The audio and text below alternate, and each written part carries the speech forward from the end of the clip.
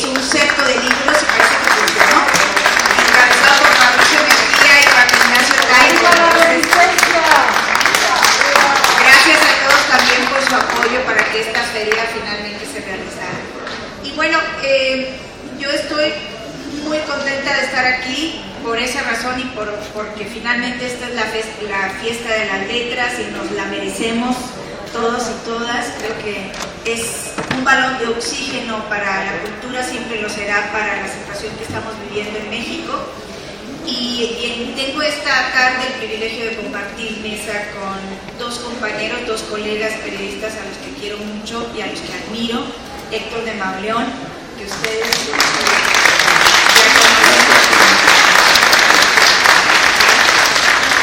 y mi colega Jorge Moch, que es un gran escritor también.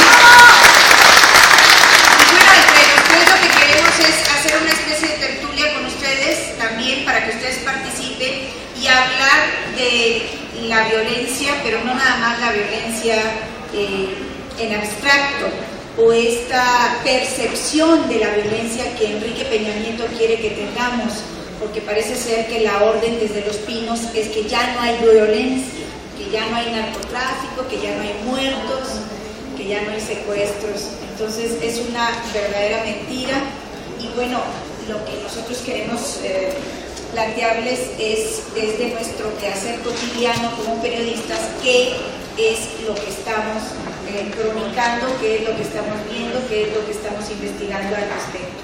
Así que empezaré solamente por decir que la realidad del país en cuanto a la estructura de los cárteles de la droga en México, estos 80 cárteles, hay quienes sitúan hasta en 70, 80 cárteles por la diversificación de los grandes grupos del crimen organizado y sus decisiones. Bueno, ha dado una nueva geografía territorial de ocupación de estos cárteles de la droga con la llegada del nuevo gobierno, es decir, desde hace 10 meses, pues se está reestructurando esta geografía del crimen organizado. Los cárteles de la droga se están posicionando de distintos territorios, ha habido cambios, en eso sí que ha habido cambios, y lo que no sabemos es si eso tiene que ver con arreglos con el Estado. Por eso yo quisiera empezar preguntándole a mis colegas para lanzar este órdago y a ver qué opinan ellos y hablar al respecto. ¿Es necesario, Héctor, que existan o que puedan suceder estos arreglos entre los estados y los distintos grupos del crimen organizado? Gracias por la invitación. Antes de intentar responder la pregunta de San Juana, quisiera agradecer y congratularle que se haya podido llevar a cabo la feria finalmente, porque en el país de las balas, en el país de la violencia, en el país de las desgracias, la oportunidad de tener 10 días dedicados a los libros, a las letras, a lo que civiliza, a lo que se opone a la barbarie, es algo que creo que todos tenemos que apoyar y defender. Entonces, en ese sentido, es una maravilla.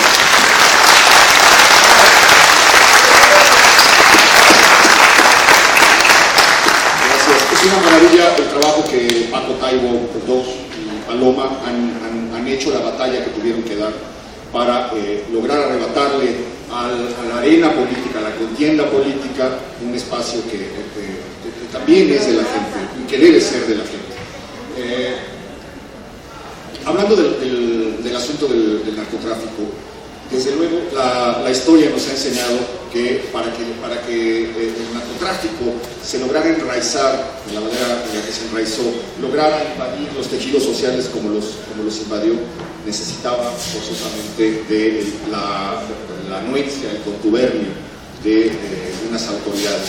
Cuando nosotros nos enteramos que el narcotráfico existía y a los niveles a los que había alcanzado fue en 1993, bueno, la primera vez que apareció que el narcotráfico deja la nota roja y se va a las primeras planas de los periódicos, muchos de nosotros lo debemos recordar, es en los 80s, cuando nos enteramos que existe Caro Quintero y donde encuentran un rancho en Chihuahua que produce, en el que trabajan 18,000 personas produciendo toneladas de marihuana. No nos habíamos dado cuenta, nadie lo sabía y de repente aparece en la primera plana. Para llegar a ese momento, pues ya habían tenido que ser comprados muchísimos funcionarios tenía que estar el ejército, tenía que estar la policía, tenían que estar autoridades locales, estatales, federales, municipales. No nos habíamos dado cuenta de cómo invadió la vida cotidiana, cómo empezó a invadir a partir de ese momento la vida cotidiana el narcotráfico, porque apareció un prefijo que se adaptó a prácticamente todos los hechos de la vida cotidiana, la palabra narco. Y entonces comenzamos a hablar de narcopolítica, narcoeconomía, narcoperiodistas, narcoarquitectura, narcoestética, narcocorridos, narco. Y todo eso comenzó a rodar durante 25, 27 años que han pasado desde entonces. No nos volvemos a dar cuenta de la gravedad de la situación hasta 1993, cuando matan en Guadalajara al cardenal Posadas Ocampo, y nos enteramos que existe un grupo que se llama los Arellano Félix, de los cuales nadie había oído hablar jamás en público, y el Chapo Guzmán, del cual pues, ya era dueño del aeropuerto, tenía un hangar en el aeropuerto de la Ciudad de México, y como se comprobó por investigaciones posteriores, pues nadie sabía que estas personas existían, nadie sabía que iban a casa de nuncio apostólico aquí en Insurgentes, nadie sabía que ya habían tenido reuniones con todo el mundo, nadie sabía que estaban en guerra con otro cártel que se llamaba el Cártel de Juárez, que comandaba Amado Carrillo. Y entonces cuando descubrimos cuando se destapó la gravedad, la hondura que había alcanzado este problema, comenzamos a entrar en una era de México que Carlos Monsiváis bautizó como la edad de la delincuencia organizada. Había pasado ya la época del AMPA, de los raterillos, la época de Durazo, de Sagún Vaca y de los policías que hacían arreglitos en la calle para garantizar determinadas cosas. Ahora se estaba hablando de algo que ya había escalado a una zona que no habíamos visto. Bueno, quiero recordar solamente que todo esto pasó cuando el país era gobernado por un partido que se llamaba Partido Revolucionario Institucional. Durante esos años se fue gestando esta cosa. En la época cuando el PRI sale de Los Pinos y cuando Felipe Calderón inicia lo que él llama la guerra contra el narcotráfico, se desata una polémica que quema o que incendia la opinión pública durante todo el sexenio. ¿Era necesario? ¿No era necesario? ¿Se tenía que hacer o no se tenía que hacer? ¿Se debía hacer como se hizo o se podía haber hecho de otro modo? Esa era la polémica, una polémica muy politizada también, pero lo cierto es que el país estaba ya devastado, que los jóvenes habían sido reclutados en muchas zonas pobres del país por una pobreza que había generado el mismo partido del que les platiqué ahorita, ¿se acuerdan? Ese partido que había desatado eso, bueno, pues había provocado zonas de abandono, zonas en las que ya no entraba el Estado, zonas en donde había vacío de poder, zonas en donde, esto que me preguntabas, ya me estoy extendiendo mucho, Stefano, pero estoy por acabar, en donde el acuerdo era ya directamente con las autoridades locales. No solamente había un acuerdo, sino que eran ya los grupos los que ponían a las autoridades, los que nombraban al jefe de policía, los que nombraban al secretario de Seguridad Pública. Entonces se desató esa batalla, esa polémica que dejó tantos muertos. No sabemos todavía la cifra exacta, la cifra real no la sabe nadie, no sabemos el número de desaparecidos, no sabemos el grado de infiltración, no sabemos muchas cosas porque estamos en medio de la ola.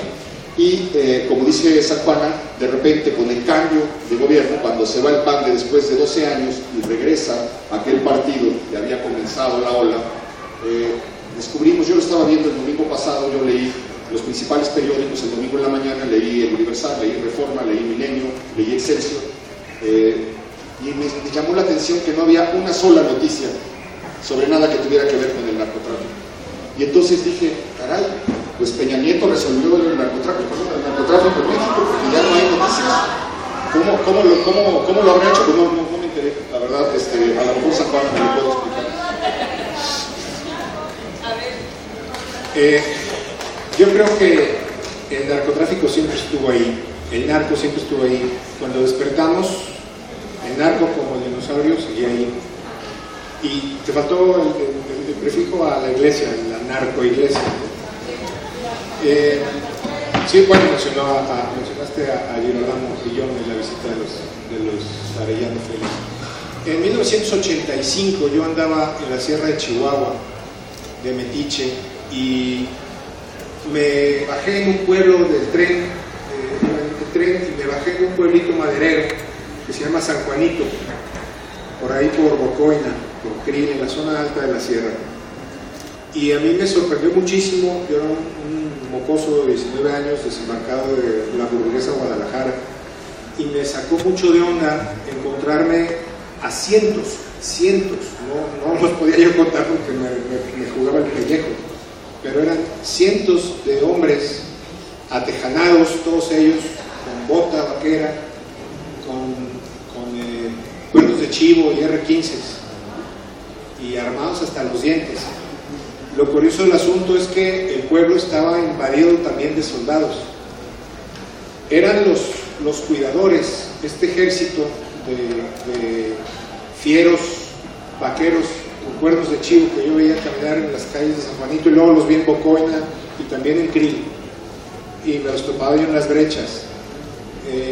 Eran los cuidadores del rancho El Búfalo que menciona Héctor, supuestamente de Rafael Caro Quintero. Ahora ya no sabemos, con todas las revelaciones nuevas sobre el asunto de Kiki Camarena. Se decía entonces, el borrego que corría por las calles de esos pueblos, era que ese rancho no era nada más de don Rafael, sino que era de la Madrid también, que era una coinversión que habían hecho para una de las mayores explotaciones de marihuana en este país, en la historia del narcotráfico de este país, que es más o menos la historia del país. Entonces, esto pone en plano lo que preguntabas, como que si había estos acuerdos. Y ahí claramente había un acuerdo, por lo menos de no agresión, ¿no? De convivencia de dos ejércitos que se fumaban un cigarro y se tomaban un refresco juntos y platicaban y se saludaban al pasar, ¿qué hago? Y todo el pueblo aterrado, y bueno, los fuereños pues estábamos muy sacados de onda. Y eso era lo que pasaba. No se correspondía con lo que decía la prensa nacional respecto de Caro Quintero, la persecución, en fin. La verdad es que los operadores de aquel rancho pues estaban deambulando muy tranquilos ahí en la sierra, y yo supongo, o se decía, no me consta, pero se decía que después volvieron a lo que era su chamba, ¿no? Y si no fue en ese rancho, fue en otros. Toda la zona de Guadalupe y Calvo, de la sierra del sur de la sierra de Chihuahua hacia Durango, pues estaba metidísima en el narco. Finalmente, México se metió a una dinámica de guerra frontal al narco por presión de los Estados Unidos. No creo que sea casual que fue de la Madrid, cuando ya el nefasto Carlos Salinas estaba meneando los hilos del poder en el gabinete, porque presionaba por ahí para que México se pudiera integrar a los esquemas de libre comercio mundial. El primero, recordarán ustedes, yo lo recuerdo muy bien porque me fui a la quiebra, fue cuando México entró al GATT, que se abrieron las fronteras al algodón chino, y una de las condicionantes, se decía, era modificar los esquemas de combate al narcotráfico o volverlos más efectivos.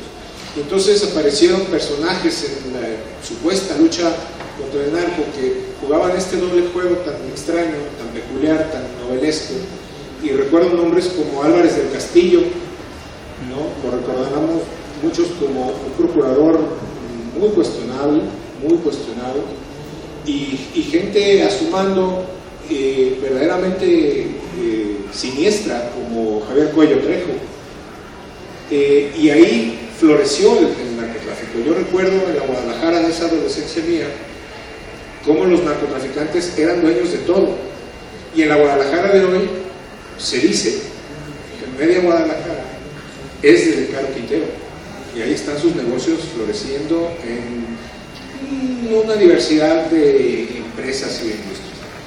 Pero finalmente el fenómeno del narco nos daría no para una conferencia, para un mes, y pues da para libros y libros y novelas, y ensayos y análisis y demás, hasta para poesía del narco.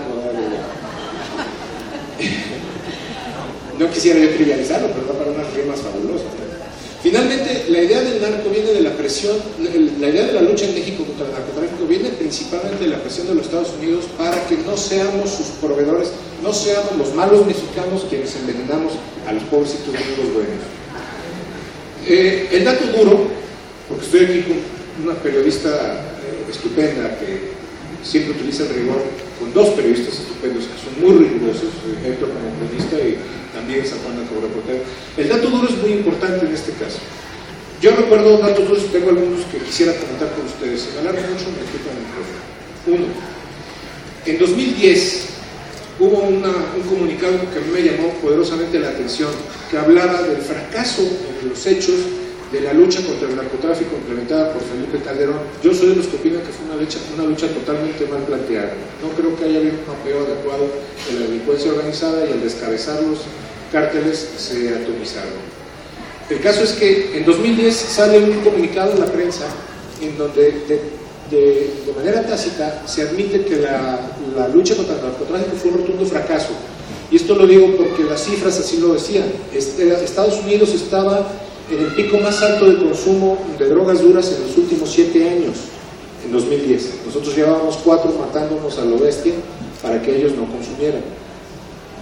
La edad de consumo, bueno, el consumo en México se había incrementado de una manera brutal. Las mujeres habían ingresado al círculo del consumo de las drogas duras en un 300%, la mujer mexicana. Y la edad de consumo del mexicano se había reducido de los 12 a los 10 años, de consumo iniciático.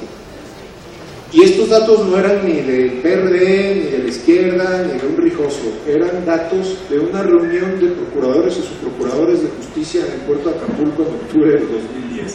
O sea, era una aceptación tácita de su fracaso. Entonces, esto me llamó muchísimo la atención. Y ahora me encontró unos nuevos números que son del año pasado, de un balance que se hizo en la Casa Blanca el año pasado, en donde Estados Unidos, una oficina que tiene, que se llama Oficina para el Control de las Adicciones, creo que se llama, de la Casa Blanca, encuentra datos en la sociedad norteamericana y nos dice, pues, al público que Estados Unidos cuenta al menos con 22 millones de adictos a drogas de todo tipo, pero básicamente también a drogas duras. 22 millones, estamos hablando, pues qué cosa, un 10% de su población, es brutal, es brutal. Estamos hablando de 13 millones, es posiblemente más alta. Son números oficiales, claro, pero estamos hablando de millones de personas, y sí, es cierto, puede estar maquillada la cifra porque hablan, por ejemplo, de 13 millones de consumidores de cocaína cuando es la droga de las fiestas en todos lados, de marihuana. Se fuma más marihuana en Estados Unidos ahora que tabaco. Se habla de 2.800.000 consumidores de cocaína, de 1.300.000 consumidores de metanfetamina cristal y de 800 y tantos mil consumidores de heroína. Pero el dato que a mí me llama mucho la atención es un dato de la Oficina de Rendición de Cuentas del Congreso, adscrita al Congreso de los Estados Unidos, que está hablando de los nuevos consumidores diarios. En Estados Unidos solamente se está hablando ahorita de 8.000 nuevos consumidores diarios, nuevos consumidores diarios. El número es brutal. Claro, esto en básicamente chavitos de 12 años, 14 años a los 17 años, chavitos. Y hay otro dato también muy interesante que hizo un catedrático de la Universidad de Florida. Además son datos de un periódico de derechas, del Miami Herald. Hay un dato muy interesante también que habla del rotundo fracaso de toda esta política confrontacional, que es un estudio de la Universidad de Florida en aproximadamente 14.000 individuos en 120 escuelas públicas y privadas, que hablaba pues de el consumo iniciático de drogas en chavos en estas escuelas. Se ha incrementado pues el consumo de las drogas y la política confrontacional de combate armado, el fumigar los plantíos, el arrestar a los narcotraficantes, el combatirlos, lo único que ha hecho es atomizar los carteles y llevarlos a diversificarse. Y ahora tenemos una pléyade de crímenes y de bandas criminales haciendo de la vida en México una cosa en muchos lugares imposible, horrenda, una tragedia continua, por un mal manejo pues de la política respecto del narcotráfico, que en principio debió ser desde siempre un asunto de salud, no de seguridad. Ya por último, para acabar, creo que como padre de familia yo estoy aterrado porque uno de los nuevos fenómenos que estamos viendo es un fenómeno que parece acallado, es como una humedad que se está metiendo en el tejido social, son los secuestros de jovencitas. presumiblemente para trata. A mí me aterra la cantidad de niñas y jovencitas que están siendo sustraídas de casas, de centros nocturnos, de cafés, de bares, de la vía pública a plena luz del día por comandos armados de 3, 4 tipos que parece que se están dedicando a eso desde hace rato y de manera muy organizada, cosa que es verdaderamente siniestra. Entonces, de todo esto, desde luego, como decía Héctor, pues no pasa nada porque no se menciona. La política oficial ahora en este gobierno parecería ser no decir, callar, y entonces pues no existe el asunto. Y la sociedad creo que está en uno de los momentos de mayor vulnerabilidad en los que ha estado en los últimos 10 o 15 años. Y es, creo yo, el origen, un pésimo enfoque del asunto del narco. Así es. Bueno, yo creo que es importante señalar que efectivamente Enrique Peña Nieto lo que ha querido desde que llegó al poder es que esa percepción, o sea, que la violencia real se convirtiera en una percepción, y lo ha ido consiguiendo en los medios de comunicación, particularmente en la mayoría, ¿no? Hay excepciones, en donde ya no se publica ninguna nota sobre violencia, como bien decía Héctor. ¿Cómo se logra esto? Pues a base de dinero. Obviamente el gobierno está entregando dinero de publicidad y está controlando el flujo informativo sobre la violencia para que los mexicanos nos olvidemos de ese tema y pensemos pues en el TRI, por ejemplo, que les va tan mal a los pobres. No, pero no te metas con la selección.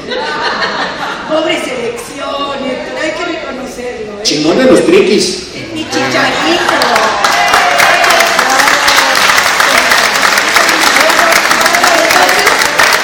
Mientras el país se cae a pedazos, la mayoría de los mexicanos estamos preocupados porque por qué no gana el TRI y si va a lograr su pase para el Mundial.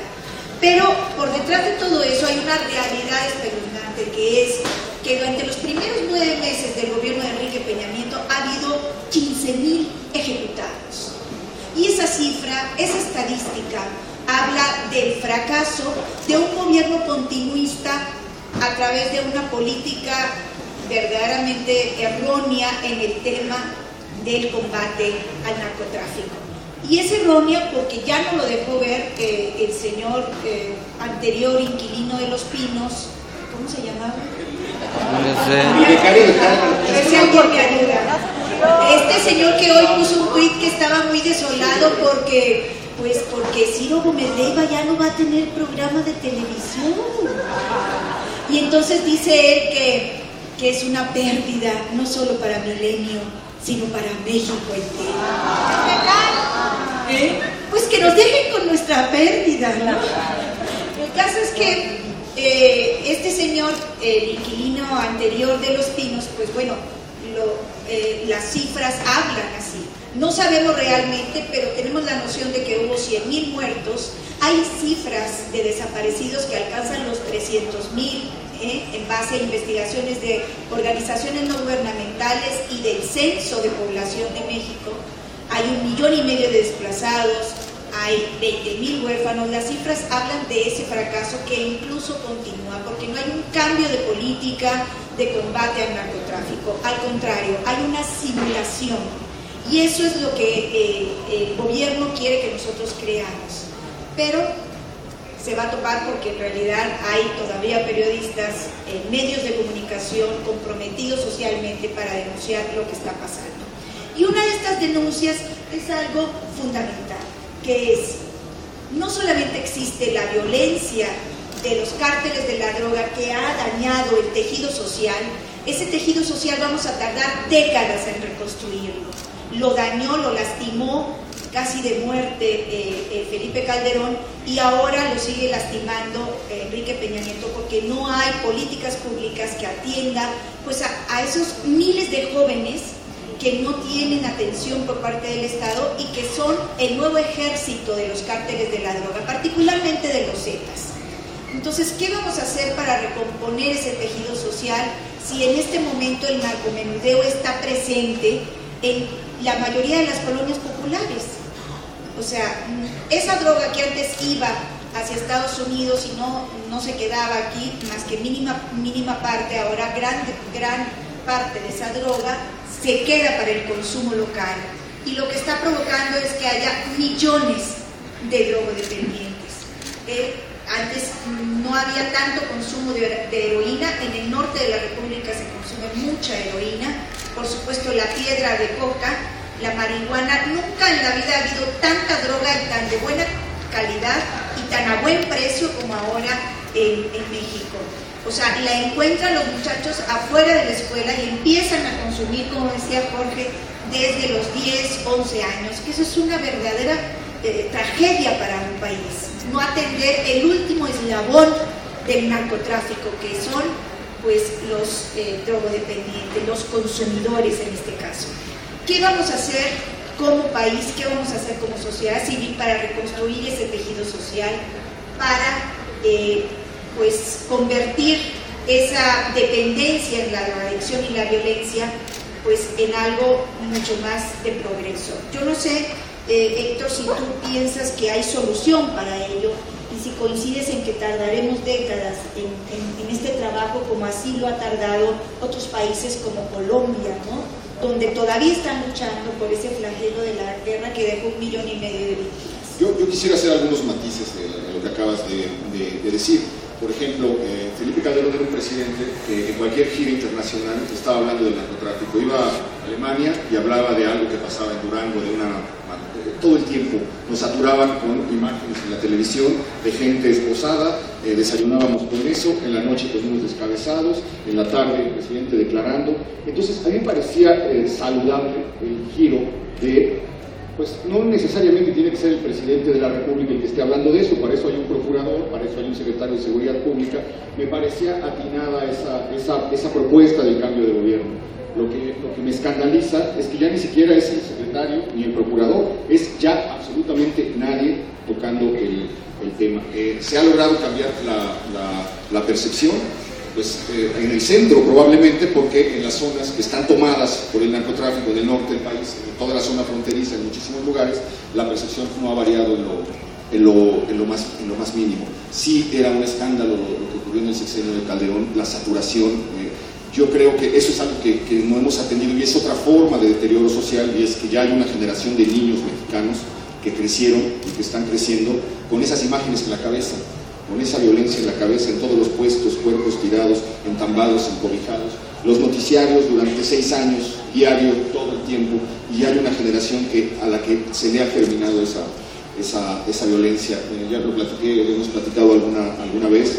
En la época de los nazis hubo una periodista alemana que se dedicó a hacer entrevistas con la gente para preguntarle qué soñaba, y entonces hizo una recopilación de todos los sueños de la gente que había vivido y presenciado el Holocausto y todo el mundo de la guerra, y entonces coleccionó los sueños, y ese libro, esa colección de sueños, es uno de los documentos más aterradores y escalofriantes que uno puede encontrar, porque es lo que ya quedó en el interior.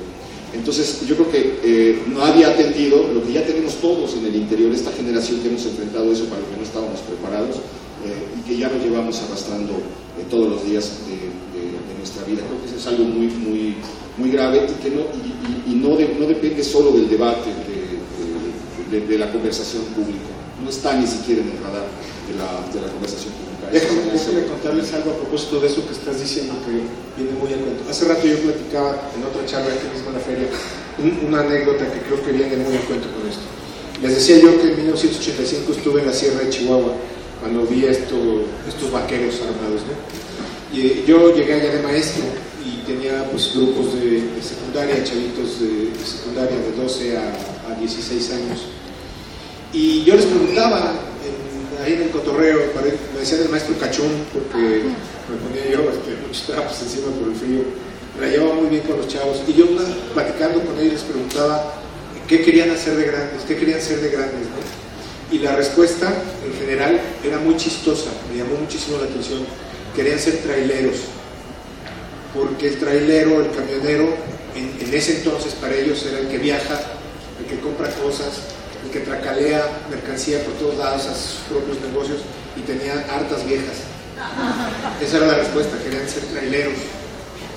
Años después, teniendo contacto con amigos que siguen sobándose el lomo muy duro por los hermanos allá en la sierra, Le preguntaba yo a alguno de ellos, oye, ¿y qué te dicen los chavos ahora? ¿Qué quieren ser los chavos que están de esa edad ahora ya? Dice, quieren ser narcos, quieren ser luchones, quieren ser sicarios. El paradigma cambió de una manera terrible, siniestra. Pasaron otros 6 o 7 años que han pasado desde de la guerra de Calderón para acá. Y hace poco hablaba yo con un amigo que sigue teniendo relación con esa zona y le conté todo esto y me dice, no lo vas a creer, pero un ejercicio parecido hice yo con los chavos hace poco, y muchos que sus hermanos han estado ya enrolados, ahora sí que ya conocieron ese mundo, enrolados en los ejércitos de los sicarios y las mulas y todo esto que es el mundo del narco.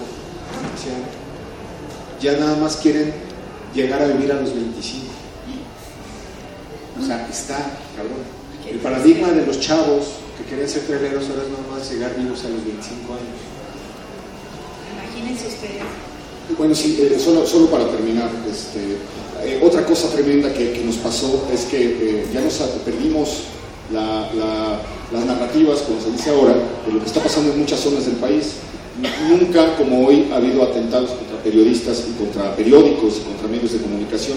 Yo no estoy tan de acuerdo cuando dicen que los periodistas son unos vendidos. Yo tengo 25 años en el oficio, conozco a muchos periodistas que tienen carreras dignísimas y que han sido amenazados de muerte, algunos incluso que han sido levantados, bloqueados, amenazados, etcétera. No, a mí no me gustan los blancos y los negros. Yo creo que el mundo está lleno de matices y creo que lo blanco y lo negro pues habla de mentalidades que solamente ven lo blanco y lo negro. El mundo es mucho más complejo. Y en zonas, tú lo sabes muy bien, San Juana, en zonas del país donde los periodistas no pueden escribir, no pueden investigar, no pueden reportear, ni los jefes de información pueden decidir qué notas se van a publicar.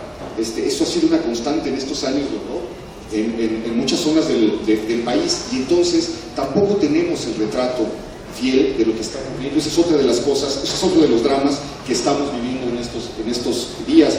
Reynosa, ¿cuántos lugares, en cuántos lugares en Michoacán, en cuántos lugares no sabemos realmente lo que está ocurriendo y en qué abandono se encuentra esa gente, la gente que vive allí? Porque cuando tú encuentras en el periódico el relato de las cosas, tú sabes que lo que está ocurriendo encuentra un reflejo, que queda un registro y que otros se enteran.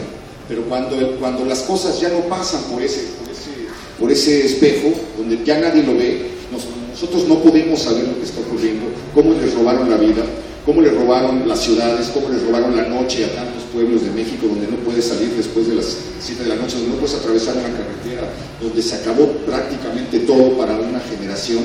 Bueno, en el centro de todo esto hay un ejército de personas que su trabajo era la información y están impedidos de hacerlo, están amenazados, no solo comprados, porque se han dado casos de periodistas que están pagados por los grupos del narcotráfico, sobre todo en la provincia. Pero hay un drama mayor y ese drama no lo hemos contado, no lo hemos registrado. En realidad yo siento que estamos viviendo un momento en el cual es como cuando se echa uno un clavado y se llena todo de burbujas y no alcanza uno a ver bien. Es tan violento esto que no tenemos claridad, tenemos que esperar que se asiente un poco el agua para poder ver la magnitud del drama que está viviendo este país. Yo creo que no se ha contado todo, efectivamente, nos queda mucho por contar porque ha habido una censura atroz, una autocensura galopante que en muchos casos ha permitido la sobrevivencia de los periodistas, ¿no? Censura por los dos lados, de los propios periódicos y del Estado. Es tremendo. Sí, o sea, yo tengo colegas que trabajan en la tele y les decían, pues les llama unos, oye, soy el jefe Z, si publicas más de este tema, te vamos a matar. Y a los 5 minutos le llama el ejército, oye, tienes que publicar esto porque si no lo publicas, pues bueno, atente a las consecuencias. Entonces es como si los ciudadanos, igual que los periodistas, se encontraran en medio de dos juegos, por eso es tan difícil. Y a la hora de uno intentar dejar un rastro de las amenazas o un referente de las amenazas que uno recibe, porque si en un momento dado ocurre, pues que no vayan a decir, ay, fue un crimen pasional, ¿no? Porque eso es lo que se suele decir generalmente. Es una cosa trágica, porque la verdad es la forma en la que el Estado ha encontrado de desprestigiar a las víctimas, incluidos los periodistas, ¿no? para enlodar a la víctima y que así ya no se reivindique el derecho al acceso a la justicia. Entonces dices, bueno, voy a dejar un referente. Y lo primero que te propone la Fiscalía es medidas cautelares. Y dice, le vamos a ofrecer medidas cautelares, que eso significa andar con unos gorilas atrás, de escolta. Y entonces yo digo, oiga, eso es la muerte de un periodista. Por cierto, Juana, me gustaría que nos platicaras eso, porque todos los dramas de esta época es el periodismo que el narco nos dejó. No solamente nos dejó una estela de muertos, no solamente nos dejó estas zonas de vacío, sino nos dejó una forma de hacer periodismo lamentable, vergonzosa, sin investigación, sin ningún rigor, hecha con adjetivos, hecha con acusaciones que no se prueban, y es algo que también está muy presente, que tú lo has denunciado incluso. Claro.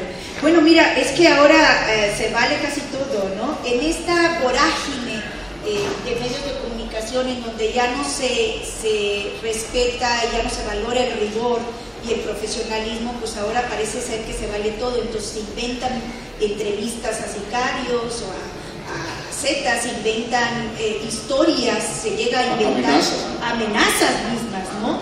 Porque parece ser que eso vende más, cuando en realidad un verdadero periodista lo que persigue es tener acceso a las víctimas para poder contar lo que está sucediendo y tener acceso también a la otra parte oscura del crimen y de la violencia del Estado, pero no se puede tener acceso con dos gorilas atrás.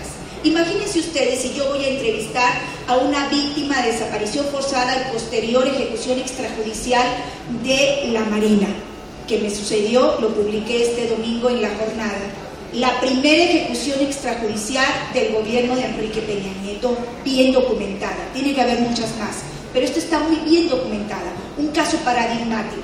Si yo llego con dos gorilas a entrevistar a esa familia, pues obviamente se van a echar para atrás y no me van a tener confianza. Entonces uno tiene que arriesgarse en esta profesión, en este quehacer nuestro, que es el mejor del mundo, como decía García Márquez, de esa forma. Ofreciendo la confiabilidad a las víctimas para que nos cuenten sus historias. Y la Marina y el Ejército está igualmente comportándose como criminales también.